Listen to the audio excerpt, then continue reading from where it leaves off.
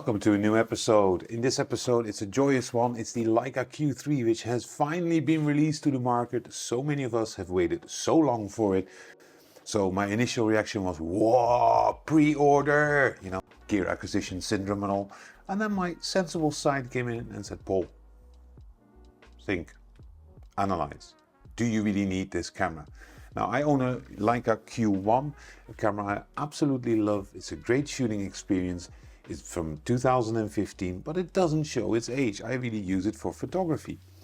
Now, one of the reasons why I'm not going to actually upgrade to the Leica Q3 is actually not the price. Much to my surprise, I anticipated it to be around 6,500 to 7,500 euro or dollar or your local currency. I didn't update to the Leica Q2 for one simple reason, is that it had the same image processor as the Leica Q, but a much bigger sensor, so that didn't make sense. Anyways, one of the first reasons is indeed the sensor. The Leica Q3 has a 60 megapixel sensor. 60 megapixels, holy cannoli. That is one big sensor compared to my Leica Q, 24 millimeters full frame. And I think for me personally, that's enough, because 60 megapixels has one little thing where I don't hear people talking about. First of all, you're dependent on the buffer speed of your image processor, but that's in point number 2, but keep it here. 60 MB means if you shoot RAW or DNG on Leicas, it will roughly be 70 MB. Now imagine you're on a day of shooting and you use this thing the entire day through. Yeah, so how much do you have to transfer into Lightroom or your editing software? It's a lot. What you need for that is a very fast PC or MacBook Air. I have an M1, so it should be okay, but I'm really thinking, okay, that's a lot of file sizes. And what do I need them for? Why do I need 60 MB? I don't think it makes me a better photographer. Yeah, there's obviously reasons for it. If you go printing, or you're a professional, or you use the crop mode a lot and you're still a professional, I get that particular part, but I don't get why you should definitely need more megapixels. I don't think it makes me a better photographer. So that's reason 1. Reason 2, I briefly touched upon it, which is the image processor. So in this case, the Leica Q3 has a different generation, the one from the M11 recently released. So it's able to handle that 60 megapixels, unlike the Q2, which has 40 megapixels, but has a processor which is actually designed for 24 megapixels on the Q. I have the Q, Q2 was never for me, Q3, I like it, but the image processor is fast, but the buffering speeds on there are pretty okay, but I want to see how this really works in real life, because if you shoot DNG plus JPEG, I'm really curious how long that's going to take. And let's go to reason number 3. And that one really surprised me in the Leica Q3, the video capabilities. 8K? 8K video. I wouldn't even know what I should do with 8K. And also, what kind of processing power would I need to be able to process it? I honestly don't know here. And so I'm like, 8K, I don't need it. If I hear my Leica Q, the last thing I'll ever do on it is video recording. It's way too much fun shooting photography. Now, what do you really think? Does it make sense, that 8K or 4K? I personally don't think it makes much sense, but I could be very wrong. So Leica viewers, tell me what your thoughts are. Then there are the photography features. Now what I've seen, there's a bunch of new features. Most of them I won't use. The one thing that does intrigue me is the crop mode, 35, 50, 75, and I believe 90 or 95 millimeters. Now that itself makes it very interesting. And then the big sensor makes a lot of sense, to be very honest. But I'm perfectly happy with my Q to having 35 and 50 millimeters. I think it's more than enough.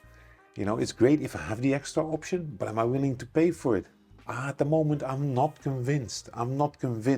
Then there is the flip screen.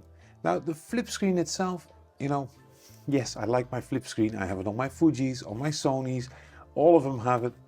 Love it for photography, but I also own a Ricoh GR3X, which has no flip screen, and neither has my Leica Q1. And for me, it is what it is. It's a nice to have feature. I don't see it as a critical feature. Do you see it as a critical feature? I honestly don't know.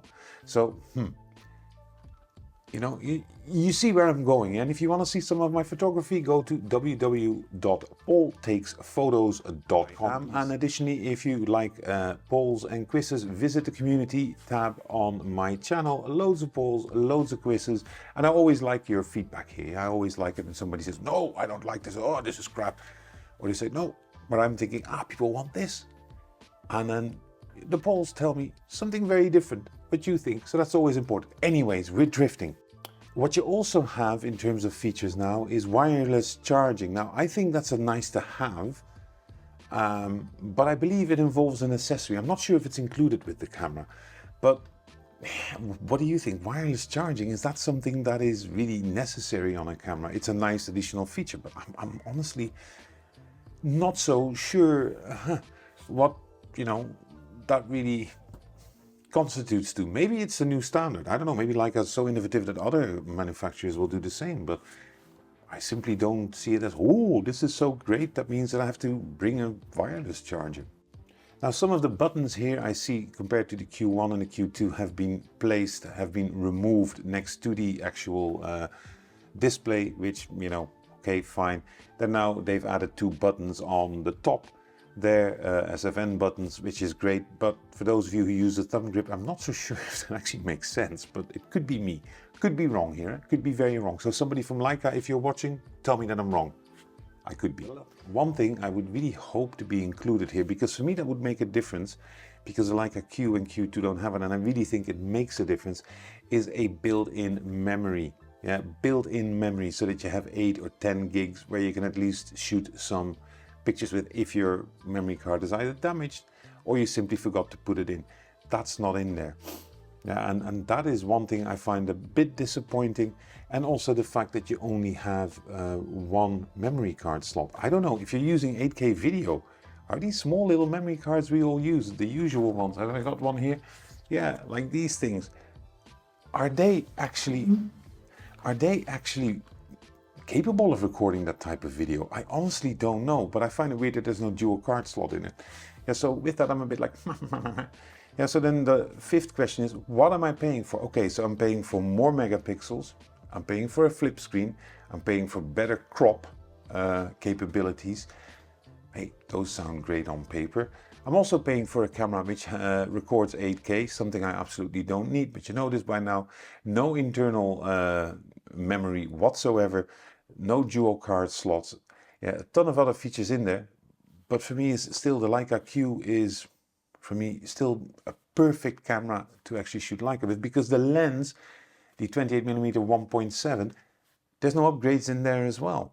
So aside from the bigger megapixels and the better processor and 8K video if you need it, what are the benefits of having that Leica? Let me know. Anyways, that was my rant. Thank you.